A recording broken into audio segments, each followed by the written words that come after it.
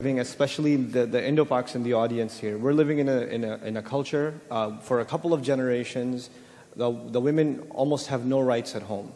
And we're actually marrying them into slavery to the in-laws. I'm just going to say it like it is.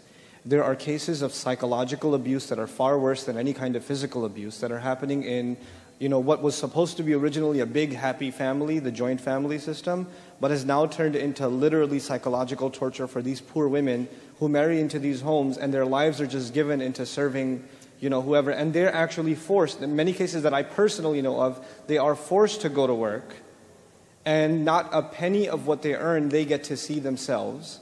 And they are trapped in that situation because they feel that if they ask for anything, then they're going to, you know what they do? The in-laws, they call her parents and say, what kind of daughter did you raise?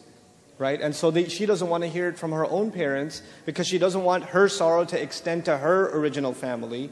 So she just bears with it and she puts up with it and she continues to play along. And this kind of insanity needs to stop. Just a couple of weeks ago, I heard of a sister who, they married her in Pakistan. Like they moved to Canada after the marriage, right? The guy came from Canada. He was a programmer, of course. What else is he going to be?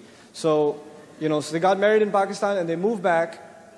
And they're treating her like garbage, right? Like absolute garbage. She doesn't even eat at the same table with the rest of the household, right? And she's living with 3 other of his brothers. Her house is basically a room. She used to live large back in Lahore or whatever. She was living in a big house, dad took care of her, and now she's living in a room. And going outside of that, she feels uncomfortable because his brothers are always around and he's always at work. And the mother-in-law treats her like garbage. And she couldn't take it one day because she actually ate something from what was supposed to be the mother-in-law's special meal or something.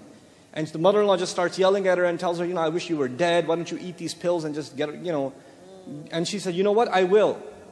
And she says, yeah, go ahead, please, relieve us. And she did, and she took all those pills. And, they had to call 911 and, social services or whatever version of it they have in Canada came in. And the family's now under investigation for, this kind of psychological abuse. And then they call the imam and say, look, these this girl, I don't know how their parents raised her. She went to the kuffar for help. And I was like, Allahu Akbar, sister, go to the kuffar for help. What are you talking about? Who's the kafir here? For God's sake. You people need to be in jail, Yeah.